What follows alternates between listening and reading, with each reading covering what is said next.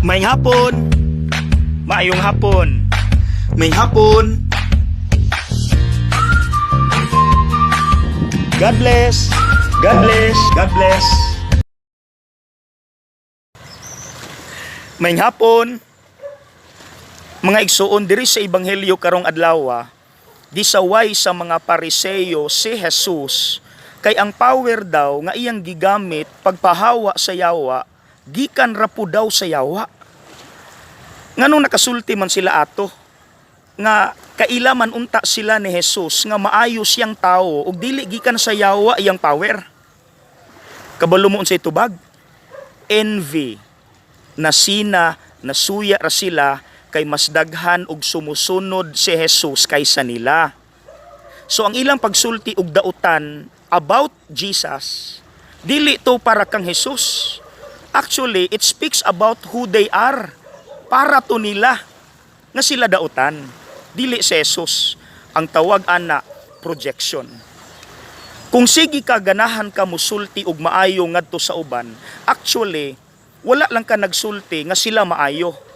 Kung dili nibalik na nimo, it speaks about yourself nga buutan ka.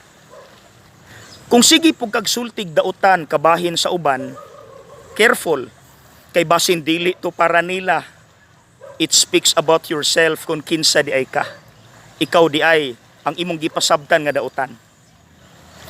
Nagahatag ko og retreat sa mga criminology students ug ang akong pangutana, unsa ang inyong mga samad sa gagmay pa mo nga wala pa maayo kay basin inyo nang maskarahan inig ka pulis ninyo. Sus kay naagyoy ni istorya.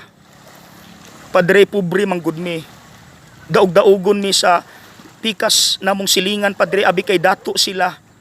Ilarang ipakaubos akong papa kay pobre siya. Bantay lagma pulis ko. Kahadlok ba?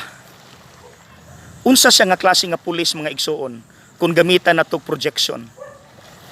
Kung naay mo abot sa presinto nga batang lansangan, gikan siguro gahit-hit og rugby, bisag wa siya kaila sa bata, iya nang kulatahon didto sa presinto. Nasuko ba siya sa bata? No. He was actually angry at himself. Kay nakita niya sa bata ang iyang kaugalingon nga bulihonon sama nako sa una nga daog-daogonon ra. Mga igsuon, careful ta. Kay basin kanang atong pagsulti og dautan ngadto sa uban, dili na actually para nila. Para day na nato ug nagsulti na kung kinsa ta, unsa ta. Okay? Projection. Be careful. Okay rag maayo. Pero dautan, be careful. God bless.